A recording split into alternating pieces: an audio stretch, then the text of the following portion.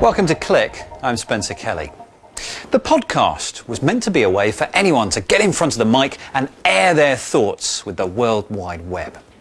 But in recent times, what was traditional bedroom radio territory seems to have been taken over by the big broadcasters. So has the podcast, like many areas of Web 2.0, gone corporate? LJ Rich donned her cans to hear from a few familiar voices. You may not recognise James's face, but tens of thousands of listeners know his voice. You're listening to The Pod Delusion, a podcast about interesting things. His weekly podcast has been going for a couple of years.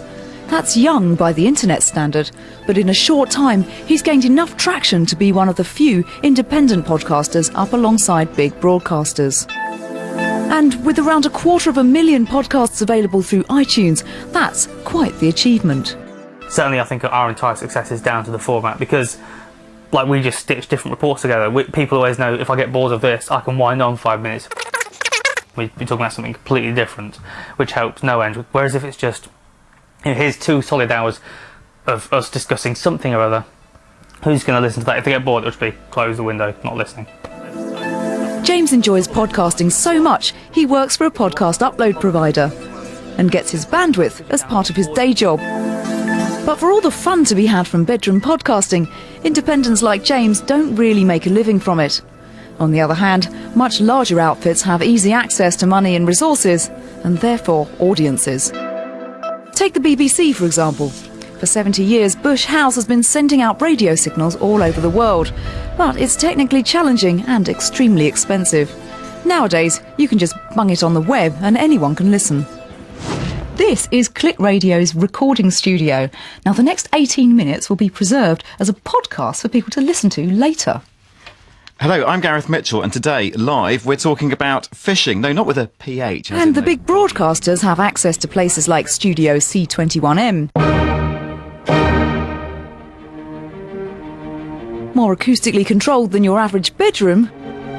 And unlike your house, there's kit and extra people on hand to make things sound a bit more polished. So, with the heavy lifting taken care of, radio host Gareth gets to concentrate on what he's saying, which, if you do it professionally, has a few extra caveats. I think one of the big differences between broadcast mainstream radio and podcasting is that the podcaster probably can take more risks. I mean, for a start, they're not sitting in a big building like this with a complex but perfectly justified and important editorial chain of command. They're much freer to go off and do things. Now, one thing to say is on a podcast, you can still be sued, so don't do anything stupid, but you can be more risky, I think, in terms of the production approach. When you're aware that you don't have, kind of an audience of maybe millions of people. Well, because I'm ultimately in editorial control and we've got no one to answer to, we can sort of say whatever we want. We don't have to pretend to be fair and balanced, to use an unfortunate phrase. Occasionally I've had to make editorial decisions, which made me feel very important and also terrified. We often have sort of a relatively well-known person. We've had last week we had Marcus Brigstock as a guest talking about his new book, and then the dilemma was: do we put him? Just basically deciding the running order. Do we put him first, or do we put the most topical newsy thing first? And usually I go with the celebrities because I'm very crass. Across the pond, there's an alternative business model suiting podcasters who aren't big broadcasters, but it's not easy. It's getting the listeners to pay for your hard work. And you'll need a few million people to like it for that to work out.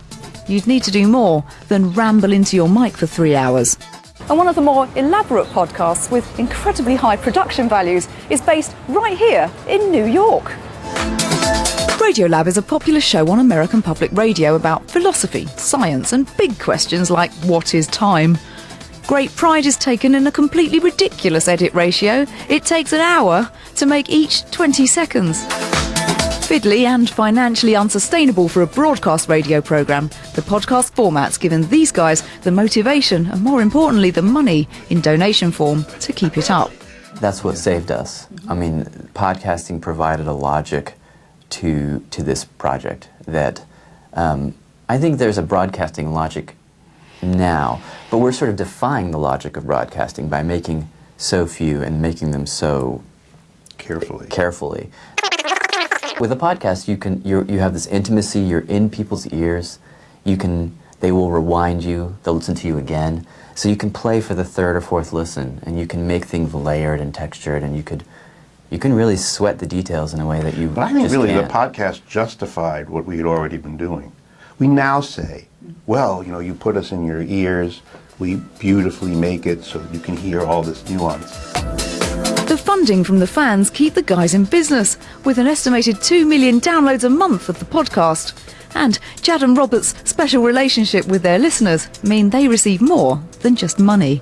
It's an interesting business model. It suggests that going forward, if you find an audience that finds you, and you can sort of hold hands together, you then can start playing around with what kinds of things those loyal audience members will do for you or with you.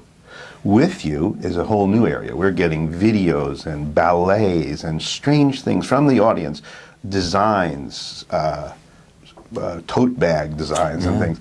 So they said, us too, they seem to say.